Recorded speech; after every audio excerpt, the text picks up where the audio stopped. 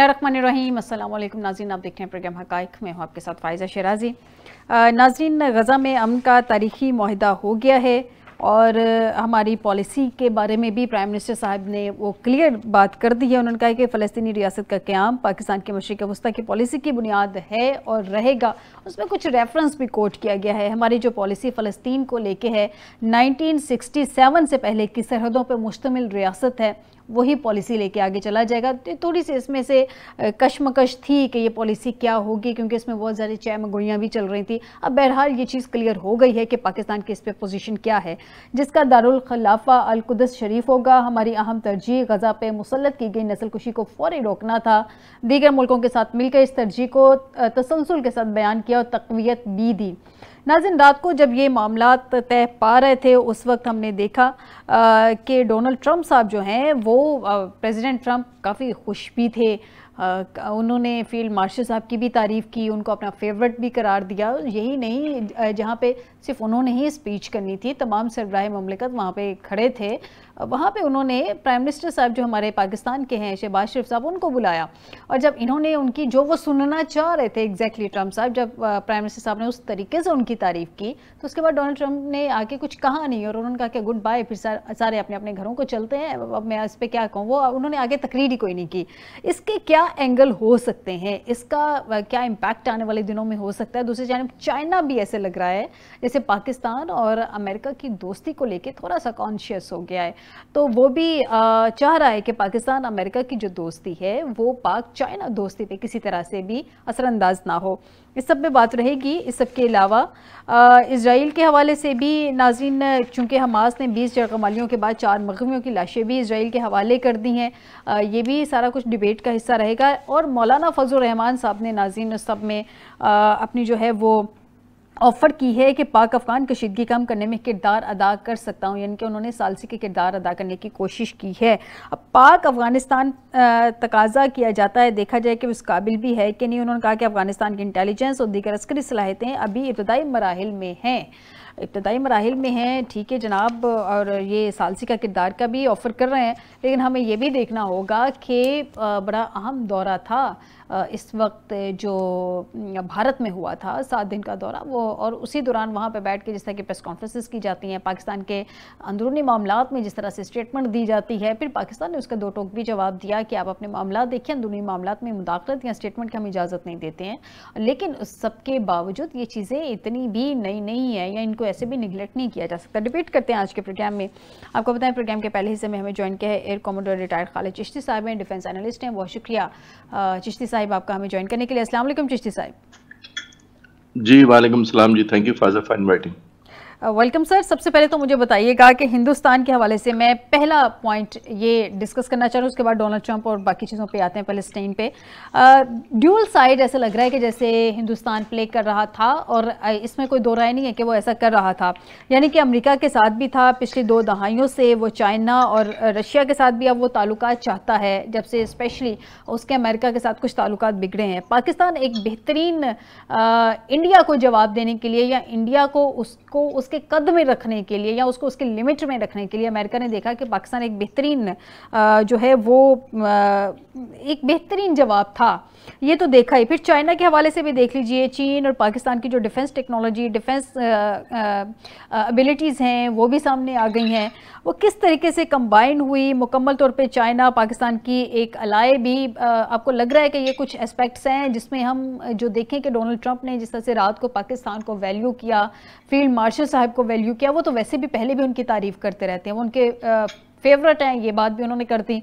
फिर जहाँ पे किसी ने स्पीच नहीं करनी थी, वहाँ पे डोनाल्ड ट्रंप ने करनी थी और उन्होंने शहबाज शरीफ साहब को अपनी जगह दे दी। सर, ये सारी चीज़ें आप इसको किस तरह से एक्सप्लेन करेंगे, किस एंगल में देखेंगे? फायजा बहुत शुक्रिया। देखिए, ये जो प्रेजेंट पोजीशन हमारी बनी है, ये लॉन्ग अवेटेड थी और वेल डिजर्व थी। इतने अरसे से हमारे पास आपने देखा कि हमने नोबेलिटी की तरफ ही रखा है, हमने वैल्यूज़ को साथ दिया है, हमने कभी रीजनल हेजमनी नहीं दिखाई, दूसरे मुल्कों पर चढ़ नहीं दौड़े, हमारी डिज़ाइंस कभी भी एग्रेसिव नहीं रहे किसी के खिलाफ, हिंदुस्तान के रहे हैं। जबकि अब हम देखते ये हैं कि हिंदुस्तान ने बहुत अरसा तक ये इस चीज़ को एक्सप्लॉइट किया अपने फेवर में, अपनी फेवर में, इस तरह के वो चाइना से, सॉरी रशिया से भी वो दोस्ती करता था, वो यूरोप से भी दोस्ती करता था, अमेरिकन को एंगेज करना चाहता था थ्रू आउट।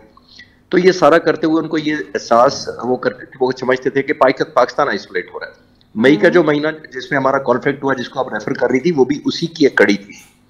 लेकिन आपने देखा कि वो अपने नेशनल इंटरेस्ट को प्राइम रखते हैं। ये वही अफगान तालिबान है, और मुत्तकी जो है उनके जो फॉरेन मिनिस्टर हैं, ये वही शख्स हैं जो 9 साल की उम्र में पाकिस्तान हिजरत करके आ गए थे महाजिर के तौर पर। बड़े हुए तो जब 1996 में तालिबान की पहली हुकूमत आई है अफगानिस्तान में, ये वापस जाकर इंफॉर्मेशन और कल्चर के मिनिस्टर बन गए। तो ये मुत्तकी साहब जो फॉरेन मिनिस्टर हैं, इनका तो सेकंड होम पाकिस्तान था। लेकिन इस दौरान 2001 से लेकर आज तक हिंदुस्तान और यूनाइटेड नेशंस की वो टेररिस्ट लिस्ट पर हैं। इसी वजह से यूनाइटेड नेशन का स्पेशल वेवर लेकर उनको बुलाया गया। हिंदुस्तान इन्हीं दहशतगर्दों को कहता था कि दानिश सिद्दीकी हमारा एक जर्नलिस्ट था, उसको कत्ल करने में अफगान तालिबान मुलव्वस है। अफगान इंडियन एक जहाज हाईजैक हुआ था, उसमें मुलव्वस है। इनकी एम्बेसी में धमाका हुआ, उसमें वो कहते थे मुलव्वस हैं। फिर इन्होंने तालिबान पर इल्जाम लगाए थे कि ना इनकी कोई वैल्यूज है, ना इनकी मोरालिटी है, ना मजहब है, ये सिर्फ एक्सपोर्ट करते हैं टेररिज्म को, ये फंडामेंटल राइट्स, ये ह्यूमन राइट्स, ये सबके वायलेट करते हैं। लेकिन आपने ये देखा कि इन सबको भुलाकर उन्होंने अपनी नेशनल इंटरेस्ट में कैसे स्विच किया है, जो साइड किया लॉयल्टी, और उसको 2-4 दिनों के नहीं 8-9 दिनों के ट्रिप पर बुलाया उनके फॉरेन मिनिस्टर को, और जिनका बैकग्राउंड मैंने आपको बताया है। और पिछले दिनों हिंदुस्तान ने पिछले कोई 20 सालों में 2001 से लेकर आज तक तकरीबन 3 बिलियन डॉलर की इन्वेस्टमेंट की है हिंदुस्तान में, सॉरी अफगानिस्तान में। जी अफगानिस्तान और वो इन्वेस्टमेंट वैसे नहीं है। हिंदुस्तान की क्या इंटरेस्ट है दूसरे मुल्क जाकर, दरम्यान में पाकिस्तान है, वहां जाकर सिर्फ एक है कि पाकिस्तान की सिक्योरिटी को 2 prong थ्रेट किया जाए, यानी वेस्टर्न बॉर्डर को भी एक सेफ ना रहने दिया जाए पाकिस्तान के लिए। तो ये उसी की कड़ी है। तो इंशाल्लाह ताला हम डील करना भी जानते हैं। हमने हिंदुस्तान को भी एक प्रोहिबिटिव प्राइस मई में बताई थी, अब अफगान तालिबान को भी एक प्राइस हमने बताई है कि हम इतना सस्ता लहू नहीं जाने देंगे अपने शोधा का, और अपने खानदान जो उनके पीछे छोड़ जाते हैं शोधा, उनका हम पर कर्ज है। तो हमने एक दफा बता दिया, और अगर कोई वेलकम करना चाहता है तो जाहिर है इस वक्त हमारी एस्केलेशन पे, फायजा मैं बताता चलूं आखिरी पॉइंट, कि हमारे इस वक्त हिंदुस्तान में सेलिब्रेशन है, और वो बहुत ज्यादा उनका मीडिया, उनके एनालिस्ट जो है वो ये कह रहे हैं कि चले जो काम हम नहीं कर सके पाकिस्तान को एंगेज करने का और इनसिक्योर करने का, वो तालिबान कर रहे हैं। यानी वो पेड टेररिज्म एक किस्म का करवा रहे हैं, विच इज वेरी अनफॉर्चुनेट। अच्छा चिश्ती साहब, डोनाल्ड ट्रंप के हवाले से अगर हम देखें, रात को जो अनप्रेडिक्टेबल से, मैं तो उनको हमेशा ये कहती हूँ कि अनप्रेडिक्टेबल पॉलिटिशियन हैं, उन्होंने जो अब किया रात को, पाकिस्तान के पर्सपेक्टिव में भी अगर हम इसको देखें तो ये अपनी नौयत का अनप्रेसिडेंटेड एक वाक़या था जो कि रात को हुआ। मतलब कि जनाब वहाँ पे तकरीर के दौरान तमाम सरबराह मुमलिकत खड़े हैं अपनी जगह, उन्होंने हवाले की शहबाज शरीफ साहब के, उनको बुलाया कि जी आप बात कीजिए। फिर उन्होंने फील्ड मार्शल के हवाले से कहा कि आप उनके बिहाफ पे कुछ कहना चाहें तो वो भी कह दीजिए। फिर जो उन्होंने कहा हमारे प्राइम मिनिस्टर साहब ने, वो भी हम सब ने सुना। फिर अब ये पाक अमेरिका ताल्लुकात को अगर देखें या इसको इस नए एंगल में देखें, तो आपके ख्याल में क्या ये कोई मुनफरिद नौयत का कोई इनका आपस में कोई ताल्लुक बन गया है, बनने जा रहा है? क्योंकि चाइना भी दूसरी साइड पे है ना, तो पाकिस्तान ने बड़ा केयरफुली प्ले करना है दोनों साइड पे, उसको कैसे इंटरप्रेट करेंगे? ये बिल्कुल ठीक आपकी ऑब्जर्वेशन है कि हमने बड़ा बैलेंस करना है और बड़ी थिन लाइन है, और हमने ये एक दोनों को लेके चलना है। वो एक सुपर पावर है, एक हमारा ट्रस्टेड एलाय है। देखिए अमेरिका हमारे साथ हिस्टोरिकली, मैं दुआ गो हूं कि ये सारे एग्रीमेंट हो रहे हैं, जो गुडविल के एक्सटेंड हो रही है, हमें वैल्यू किया जा रही है, बरकरार रहे, कंटिन्यू रहे। जाहिर है कोई भी पाकिस्तानी नहीं चाहेगा कि हमें वैल्यू ना किया जाए, लेकिन अमेरिकन का ट्रैक रिकॉर्ड इतना शानदार नहीं है इस मामले में, चाइना का जबकि है। क्विक मैं बताता चलूं आपको, हमारे 1965 वॉर, 71 वॉर, जो मोस्टली हमारे फाइटर जहाज एयरफोर्स के अमेरिकन थे, उनको उनके स्पेयर पार्ट्स बंद कर दिए गए। हमने 10 साल F-16 के जो पाकिस्तान को दिए गए थे अमेरिका की तरफ से, उनसे जंग लड़ी, लेकिन जो ही सोवियत बंद हुई जंग, उन्होंने उन्हीं F-16 के स्पेयर पार्ट्स बंद कर दिए। 658 मिलियन हमने नए F-16 के पैसे दिए थे, वो रोक लिए और कहा कि जी इसके बदले में गंदम ले लो। तो मैं सिर्फ रिफ्रेश कर रहा हूं, मैं नेगेटिव नहीं साउंड करना चाह रहा, लेकिन अनफॉर्चुनेटली हमें टाइम टू टाइम, जैसे कहते हैं ना, दोस्ती कभी कुर्बत हो जाती है और कभी दूरी हो जाती है। फिर आपने देखा 2001 से लेके जब तालिबान की हुकूमत चली गई तो करज़ई और अशरफ गनी की आई, वो थ्रू आउट हमें ब्लेम किया जाता था कि पाकिस्तान डबल खेल रहा है।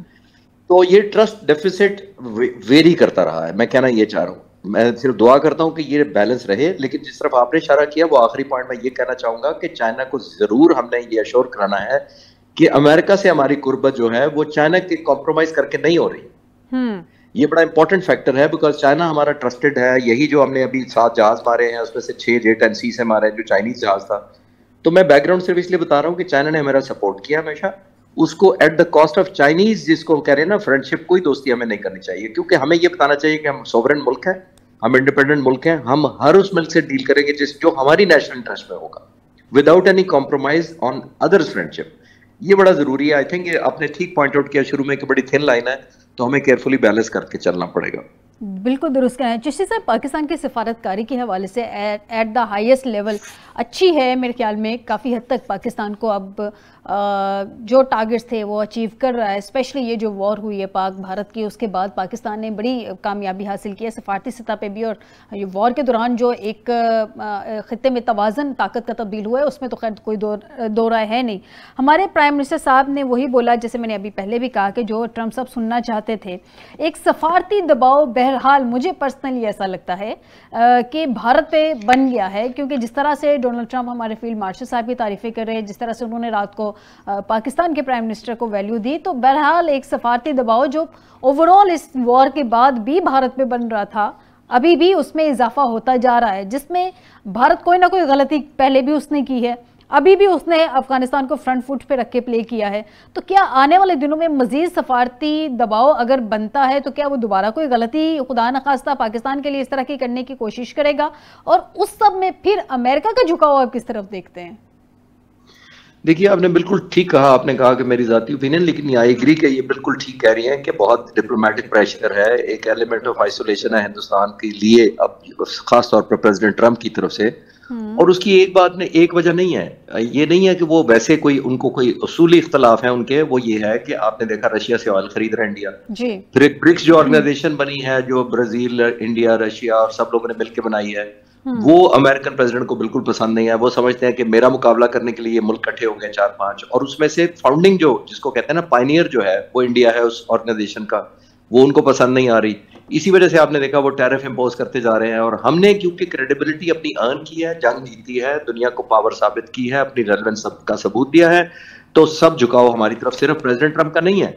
आप यूरोप का हमारी तरफ ट्रेंड है, मिडल ईस्ट का आपने देखा हमारी तरफ किस तरह हर मुल्क दोस्ती की हाथ बढ़ाना चाहता है, क्योंकि हमने पोजीशन ये अर्न की है, ये हमारी।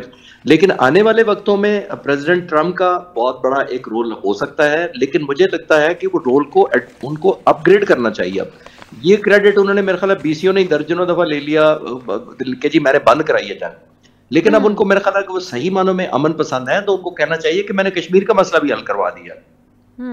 तो इस पे जब होगा तो तब ये दो न्यूक्लियर स्टेट जिनका वो कहते रहते हैं कि ये दोनों आपस में न्यूक्लियर हैं और खतरनाक हो सकते थे, तो खतरनाक तो अभी भी है, पॉज हुआ है, इवन मुज़ाकरात भी शुरू नहीं हुए जंग के बाद। आप नोट करें, वो प्रेसिडेंट ट्रंप को फैसिलिटेट करना चाहिए। जब वो टैरिफ का एक हथियार इस्तेमाल कर रहे हैं हिंदुस्तान के खिलाफ, मैं ये टैरिफ लगा दूंगा, इस पर 100% ऐड कर दूंगा, उनको ये कहना चाहिए कि टेबल पे आओ वरना मैं ये कर दूंगा। हमने तो डे 1 पे कहा था कि ठीक है जी आप करवा दें सेटल, तो हम आ जाते हैं, लेकिन हिंदुस्तान नहीं उनके बातों में आ रहा।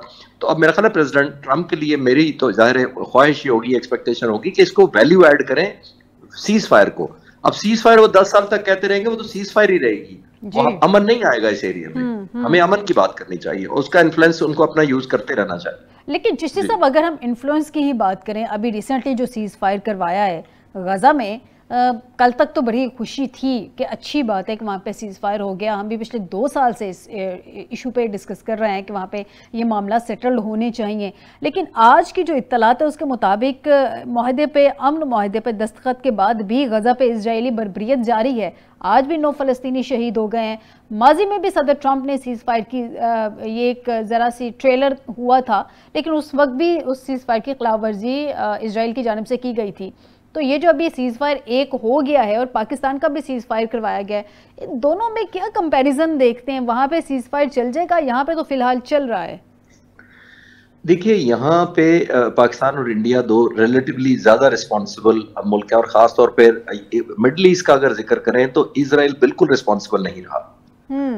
और वो प्रेशर जो प्रेसिडेंट ट्रंप ने, और इंडिया भी क्यों रिस्पॉन्सिबल है, वो प्रेसिडेंट ट्रंप के प्रेशर की वजह से रिस्पॉन्सिबल है। ये तो नहीं कि वैसे रिस्पॉन्सिबल है। उन्होंने इतने टैरिफ की थ्रेट किया हुआ है, अगर तुम बातचीत नहीं करोगे ये कर दूंगा वो कर आया। उन्होंने इजराइल पे किया, ऐसा नहीं किया। इजराइल का जो ट्रैक रिकॉर्ड है वो इतना फेयर और जिसको कहते हैं ना बैलेंस नहीं है।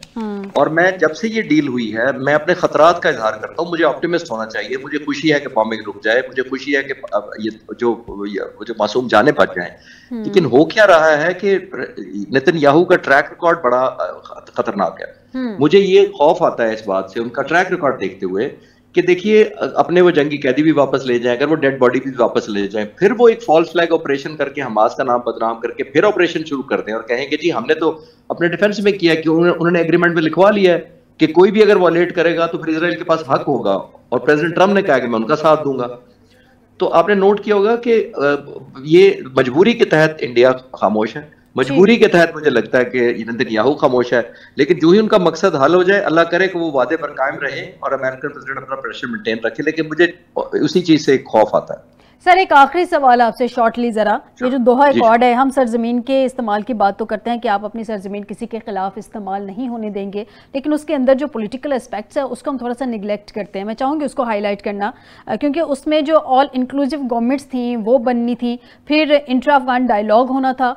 इस जानिब आपके ख्याल में अफगान गवर्नमेंट क्यों नहीं आ रही है? वो इस बात पे एश्योरेंस देने के बावजूद इस तरफ नहीं आ रही कि गन पॉइंट पे आई हुई गवर्नमेंट है, लेजिटमेट गवर्नमेंट नहीं है, आवाम की नुमाइंदा गवर्नमेंट नहीं है, और उनको लग रहा है कि अपनी पावर को मेंटेन करने के लिए अगर वो उस तरफ जाएंगे तो पावर मेंटेन करना मुश्किल हो जाएगा।